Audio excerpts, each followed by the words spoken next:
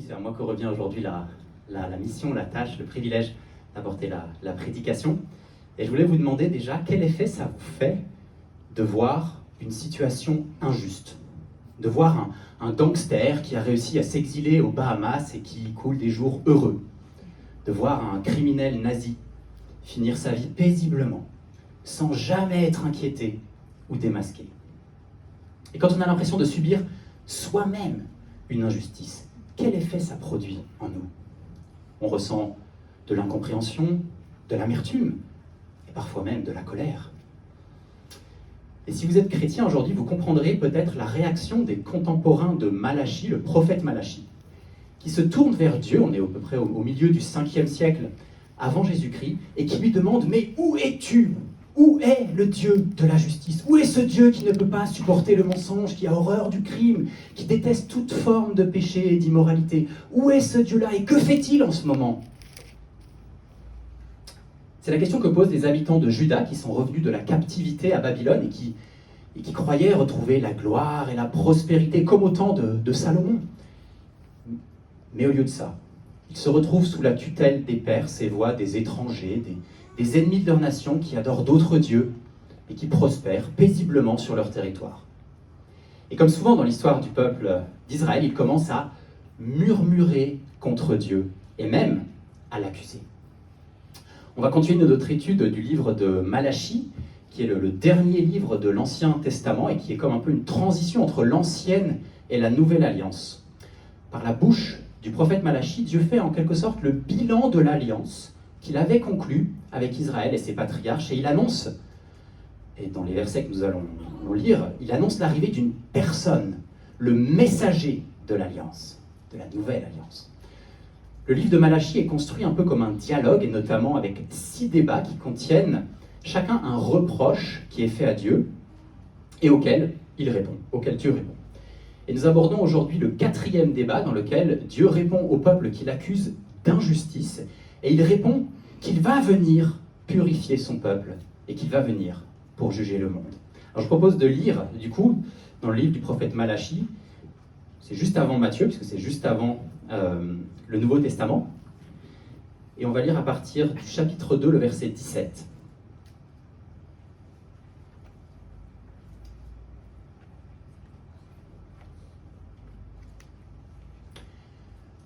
Vous fatiguez l'Éternel par vos paroles, et vous dites, en quoi l'avons-nous fatigué ? C'est en disant, quiconque fait le mal est bon aux yeux de l'Éternel, et c'est en lui qu'il prend plaisir. Ou bien, où est le Dieu de la justice ? Voici, j'enverrai mon messager, il préparera le chemin devant moi, et soudain, entrera dans son temple le Seigneur que vous cherchez, et le messager de l'alliance que vous désirez. Voici, il vient, dit l'Éternel des armées. Qui pourra soutenir le jour de sa venue ? Qui restera debout quand il paraîtra ? Car il sera comme le feu du fondeur, comme la potasse des foulons. Il s'assiera, fondra et purifiera l'argent. Il purifiera les fils de Lévi. Il les épurera comme on épure l'or et l'argent. Et ils présenteront à l'Éternel des offrandes avec justice. Alors, l'offrande de Juda et de Jérusalem sera agréable à l'Éternel, comme aux anciens jours, comme aux années d'autrefois. Je m'approcherai de vous pour le jugement, et je me hâterai de témoigner contre les enchanteurs et les adultères, contre ceux qui jurent faussement, contre ceux qui retiennent le salaire du mercenaire, qui oppriment la veuve et l'orphelin, qui font tort à l'étranger et ne me craignent pas, dit l'Éternel des armées. On va s'arrêter là pour la lecture, et puis je vais prier avant d'aller un petit peu plus loin dans l'étude de ce texte. Oui, notre Dieu, nous te prions de nous aider à bien comprendre ce passage, ces versets, à ne pas en tordre le sens, et nous te prions que, par le Saint-Esprit qui habite en nous, tu puisses œuvrer dans le cœur de chaque personne présente, et dans le mien également, pour nous parler ce matin, et pour nous faire grandir dans la foi. Amen. Alors commençons par regarder quel était le reproche formulé envers Dieu. Et nous allons voir que ce problème qui est soulevé correspond à un problème que rencontrent tous les êtres humains. Dieu avait critiqué dans les chapitres précédents leur manque de consécration dans le culte et puis également leur déchéance morale qui se manifestait par excellence dans le mariage, que ce soit par des mariages illégitimes ou par l'infidélité à l'alliance du mariage, des divorces non justifiés. C'était la prédication précédente, le débat précédent. Le peuple avait été mis face à sa faillite, mais au lieu de réagir par la repentance, ils se cherchent des excuses, ils cherchent à se justifier, et leur manière de se justifier, c'est en accusant Dieu. Si je paraphrase un petit peu le verset 17, ils disent à Dieu, si nous n'avons pas été fidèles à l'alliance, c'est parce qu'on trouve que tu n'es pas juste. Regarde nos ennemis, ces méchants qui prospèrent dans le pays, alors que nous sommes des vagabonds dans ce territoire que tu avais promis à nos ancêtres, à Abraham, Isaac et Jacob. Nous voyons des gens méchants qui ne sont pas inquiétés. On se demande même si tu ne favorises pas les hommes mauvais au détriment du peuple de l'Alliance. Ils reprochent à Dieu de ne pas punir le mal, en suggérant même que Dieu confond le bien et le mal. Quand ils disent « mais quiconque fait le mal est bon aux yeux de l'Éternel et c'est en lui qu'il prend plaisir ». Et de façon sarcastique, ils demandent même si Dieu est capable d'être juste envers les méchants. Où est le Dieu de la justice? Le peuple d'Israël soulève en fait le problème de l'existence du mal et de la réponse de Dieu face au mal. Si Dieu est juste, pourquoi le mal existe? Et que fait-il contre le mal? C'est une question importante auquel il est difficile de répondre. Mais nous voyons dans la manière dont la question est posée qu'ils réagissent face à la question du mal et de l'injustice dans le monde en levant le poing vers Dieu. Ils cherchent un coupable extérieur à eux-mêmes, alors que le responsable du mal, c'est l'être humain lui-même. Ils sont tout autant coupables que leurs ennemis et ils méritent tout autant la condamnation de Dieu qu'eux. Quand Adam et Ève, premièrement, se sont révoltés contre Dieu et lui ont désobéi, ils ont entraîné à leur suite toute l'humanité, sans exception. Et ce n'est pas parce qu'on n'est pas directement responsable du péché d'Adam qu'on n'est pas associé à ce péché. Nous continuons d'ailleurs jour après jour à manifester notre rébellion envers Dieu par nos actes, par nos pensées, par notre manque d'amour envers lui. Et si vous en doutez, vous pouvez écouter la prédication de dimanche dernier sur 1 Jean. En fait, on est tous dans le même bateau, tous les humains. Alors on pourrait reprocher au capitaine du bateau, à savoir Adam, de nous avoir entraînés à sa suite. Mais le problème reste le même, la mauvaise direction a été prise, on fait partie de l'équipage. Qu'on le veuille ou non, nous sommes associés à la faute d'Adam et à ses conséquences. Et on ne peut pas en vouloir non plus au constructeur du bateau. Dans cette illustration, il faut bien comprendre que c'est Dieu, pour une faute commise par le capitaine. Il n'y avait pas de problème de conception.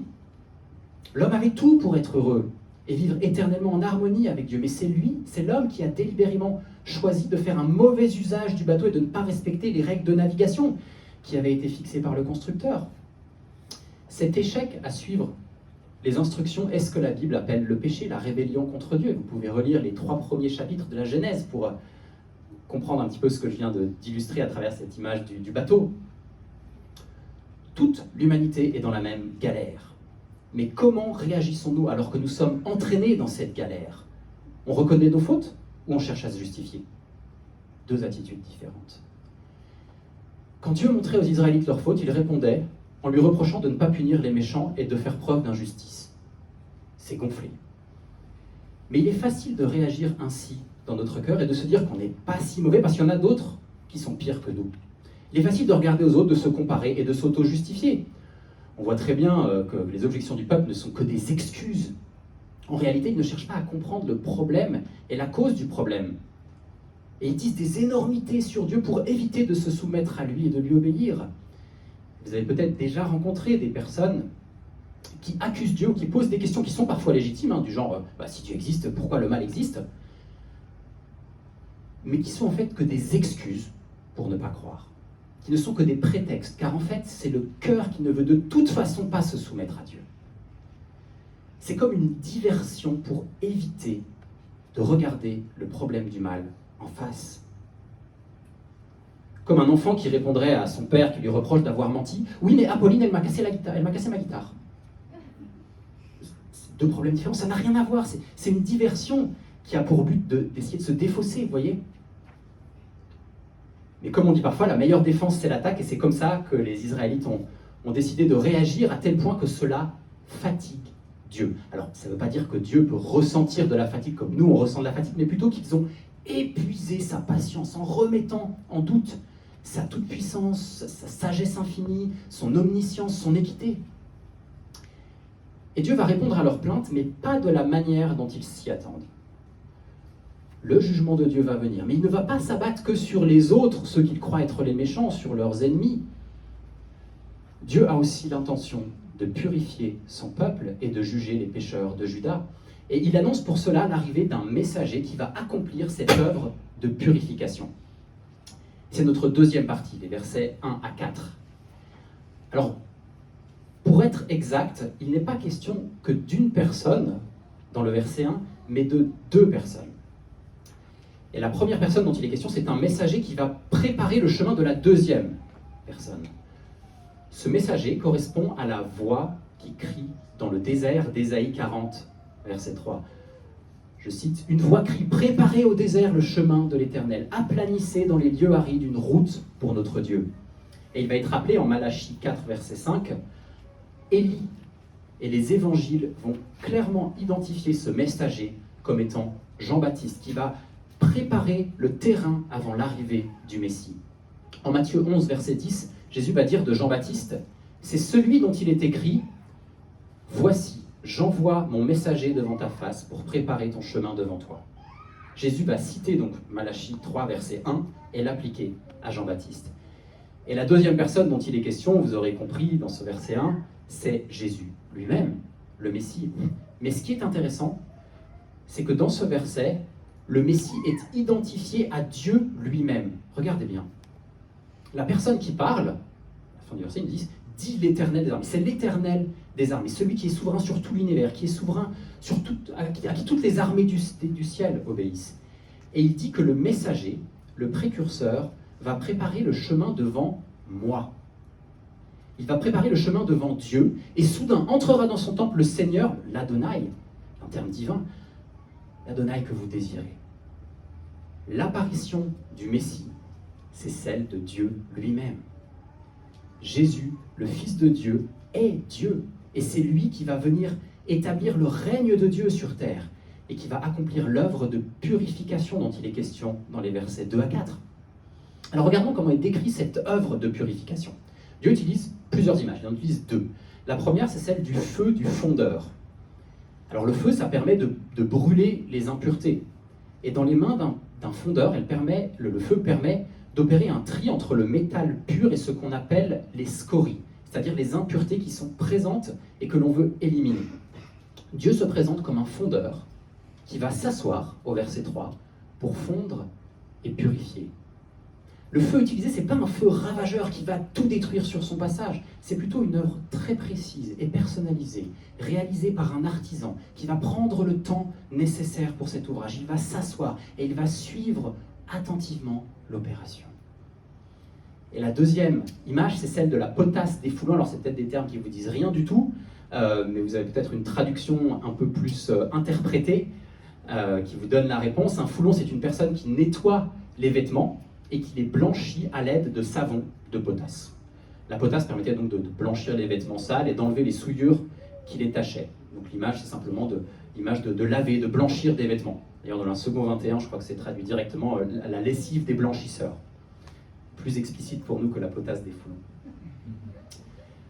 Alors, qui fait l'objet de cette purification ? Au verset 3, il est question en premier de purifier les fils de Lévi et de les épurer comme on épure l'or et l'argent. Les fils de Lévi, ça désigne les prêtres, les sacrificateurs, et ils étaient ciblés en premier parce qu'ils portaient une responsabilité particulière en tant que leader spirituel. Cette responsabilité, c'était celle de l'égarement du peuple d'Israël. Nous avons vu cela en étudiant le deuxième débat en Malachie 1, chapitre 6, verset 6 à 2, verset 9. Mais cette réalité elle est aussi vraie dans l'Église de Christ. Ceux qui enseignent seront jugés plus sévèrement, nous dit Jacques 3, verset 1, parce que l'enseignement prodigué peut conduire dans la vérité, mais il peut aussi égarer l'auditoire.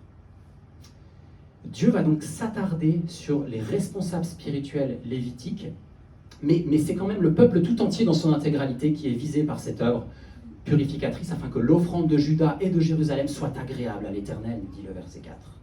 Alors c'est quoi justement le résultat de cette purification ?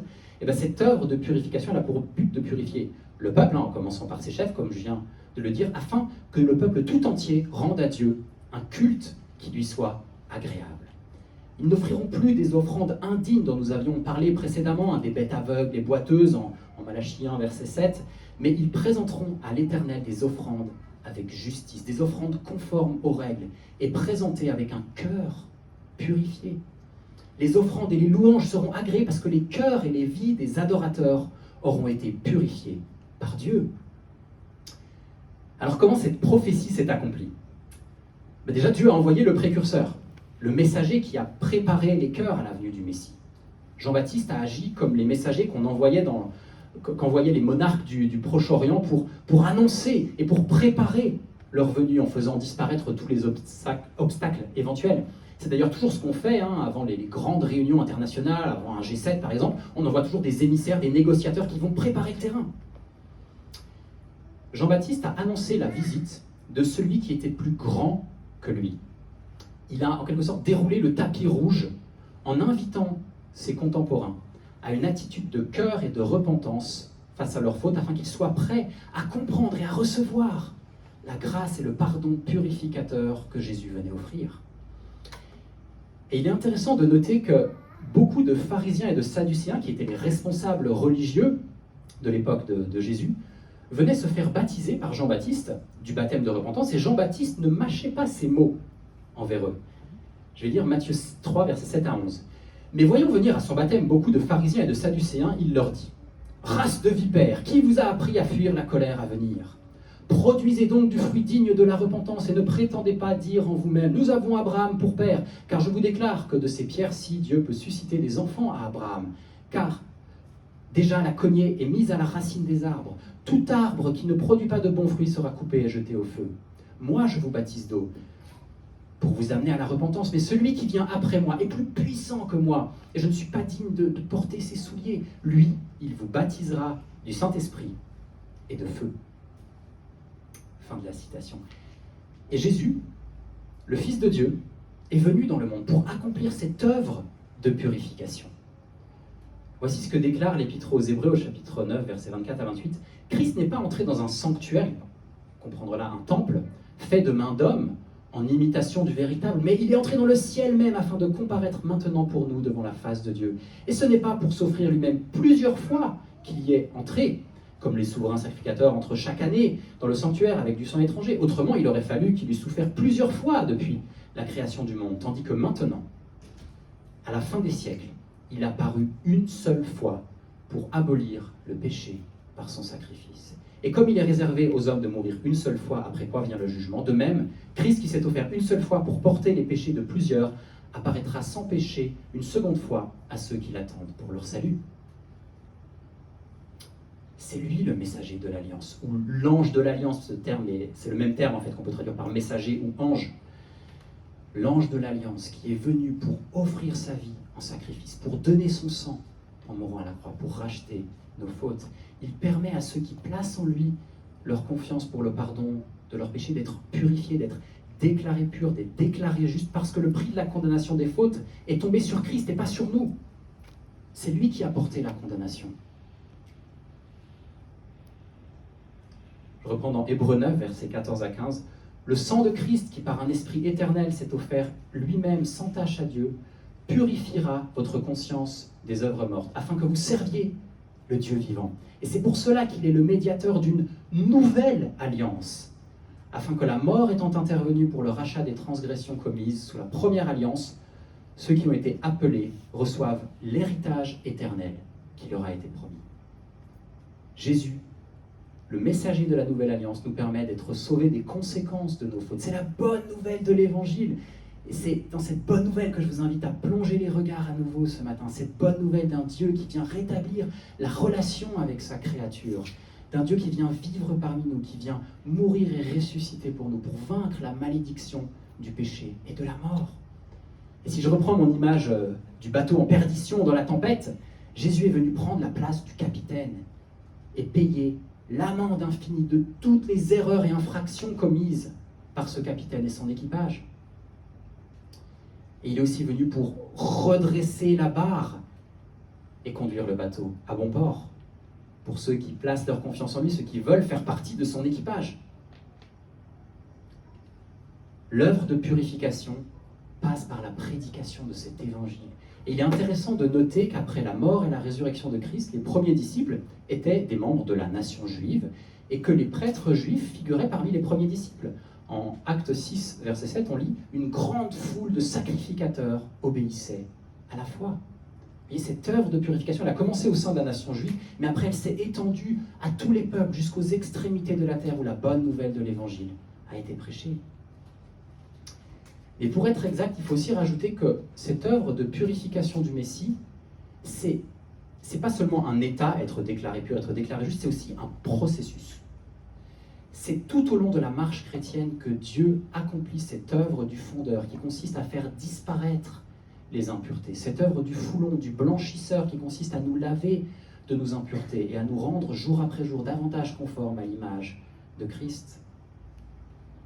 Un commentateur qui s'appelle Alan Robinson, qui s'est un peu penché sur les pratiques anciennes de fusion des métaux, fait remarquer que le processus était terminé pour le fondeur quand il voyait sa propre image reflétée à la surface du métal. Et comme on l'a vu dimanche dernier en 1 Jean 3, verset 2, je cite, « Bien-aimés, nous sommes maintenant enfants de Dieu, et c'est ce que nous serons. Et ce que nous serons n'a pas encore été manifesté, mais nous savons que lorsque cela sera manifesté, nous serons semblables à lui, semblables au fondeur, parce que nous le verrons tel qu'il est. » C'est là notre espérance. Mais ce processus de raffinage est parfois douloureux. C'est parfois la fournaise de l'épreuve qui nous permet de grandir, qui permet à Dieu de nous émonder, pour reprendre une autre image biblique, celle du vigneron qui coupe certaines parties des branches pour qu'elles portent plus de fruits. En 1 Pierre 1, versets 6 à 7, il nous dit « Maintenant, puisqu'il le faut, vous soyez attristés pour un peu de temps par diverses épreuves, afin que l'épreuve de votre foi, plus précieuse que l'or périssable, qui cependant a été prouvé par le feu, ait pour résultat la louange, la gloire et l'honneur lorsque Jésus-Christ apparaîtra. » Voyez le résultat ? Cette œuvre purificatrice dont nous parlons sera parfaitement accomplie au retour de Christ, lors de sa seconde venue. Et dans ces versets, les deux venues sont presque comme un seul et même événement. Lors de la première, il a inauguré son règne, et dans la seconde, il viendra l'établir pleinement et durablement. Mais ce retour de Christ que nous attendons sera aussi l'occasion du jugement final de Dieu. Et ça nous amène au dernier verset, au verset 5, à notre dernière partie. Et c'est en fait au verset 5 que Dieu va vraiment répondre aux objections qu'on a vues dans le verset 17. Vous vous souvenez, le peuple reprochait à Dieu de ne pas être juste. Où est le Dieu de la justice ? Ben, le voilà qui répond. Je m'approcherai de vous pour le jugement. Mais ce n'est pas vraiment une bonne nouvelle pour eux. Ils posaient une question de manière un peu ironique, mais Dieu y répond très sérieusement. Oui, il viendra comme un juge, et il jugera avec justice. Et il répond aussi à leur première objection. Non, Dieu ne prend pas plaisir dans le méchant, et ce que Dieu a déclaré comme étant mauvais reste mauvais aux yeux de Dieu. Et il cite un certain nombre de comportements qui sont explicitement condamnés dans la loi de Dieu, et qui étaient probablement des fautes caractéristiques du temps du prophète, pour montrer qu'il n'a pas changé. Il n'a pas changé le mal en bien, ou le bien en mal. L'adultère est toujours en horreur à l'Éternel. Les pratiques occultes sous toutes leurs formes restent condamnées. Et le parjure, le fait de porter un faux témoignage contre son prochain, constitue toujours une violation de la loi. Et des peines étaient d'ailleurs fixées dans l'Ancienne Alliance pour ces 3 premiers péchés cités. Et les 3 péchés suivants nous montrent que Dieu s'intéresse à la justice sociale. Il souhaite que l'on paye les salariés avec un juste salaire et en temps et en heure. Il désire que l'on prenne soin de la veuve, de l'orphelin, de l'étranger. Parce que Dieu se présente dans la Bible comme leur défenseur.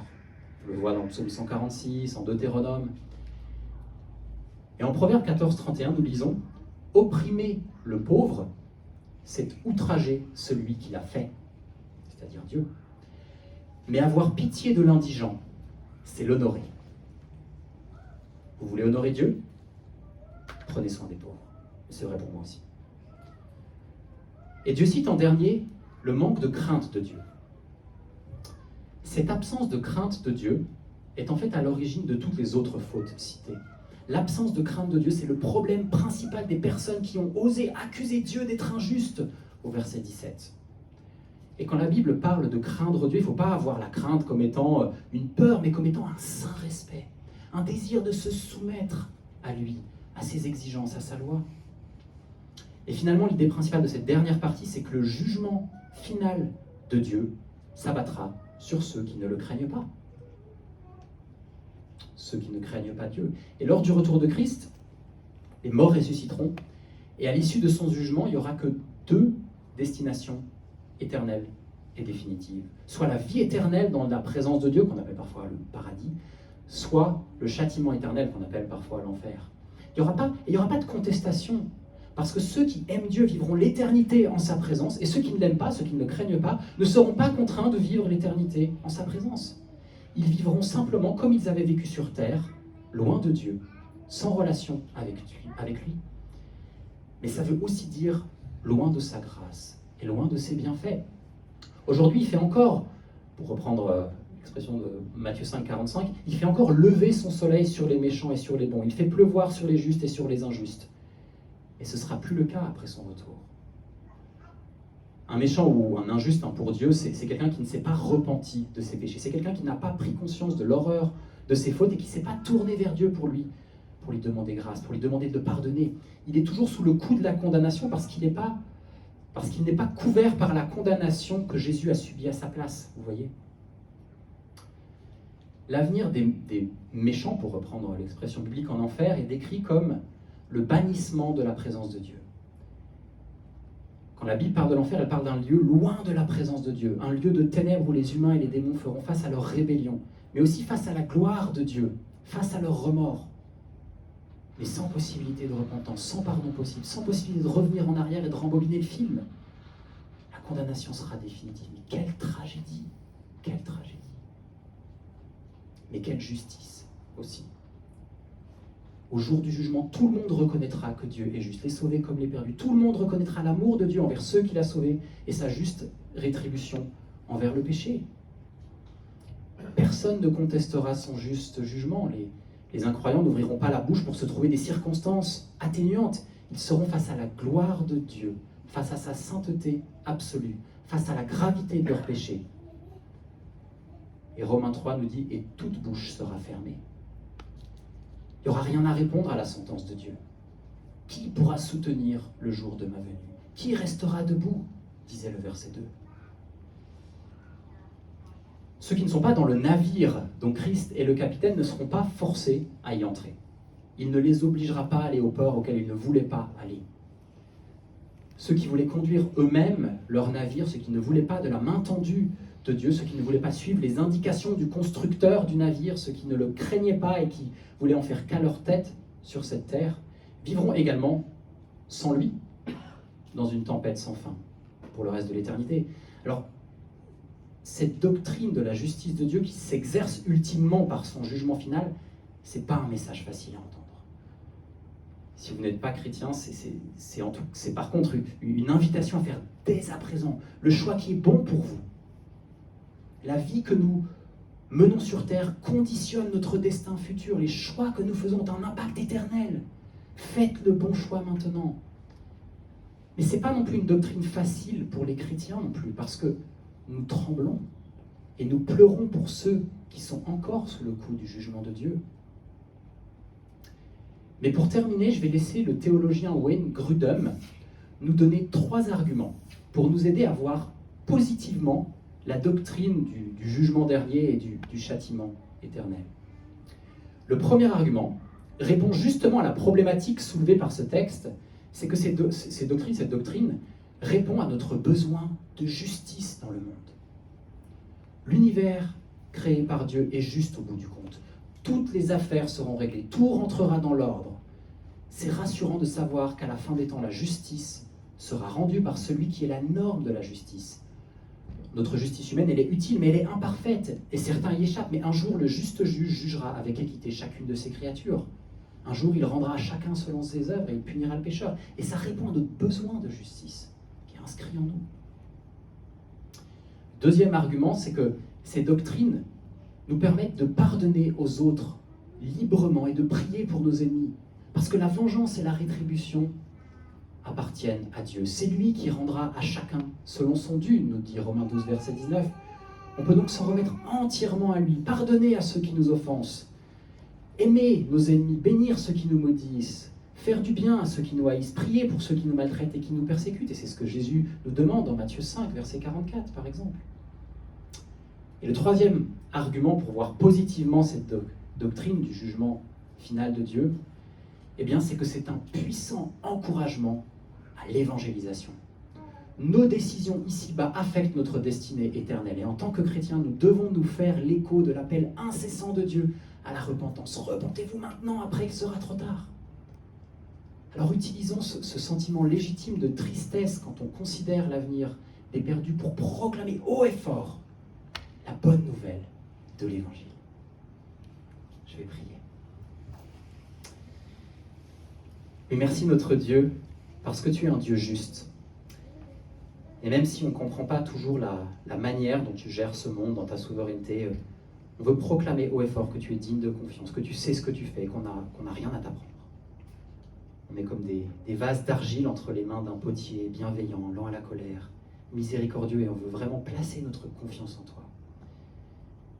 Nous te prions de continuer à nous modeler, de continuer à nous épurer, à nous purifier. Et utilise-nous aussi vraiment comme des ambassadeurs de l'Évangile, comme des personnes qui proclament haut et fort cette bonne nouvelle de Christ venu sur terre pour nous sauver, pour nous décharger de la condamnation. Et c'est en son nom, au nom de notre Seigneur Jésus-Christ, que nous te prions. Amen. Amen.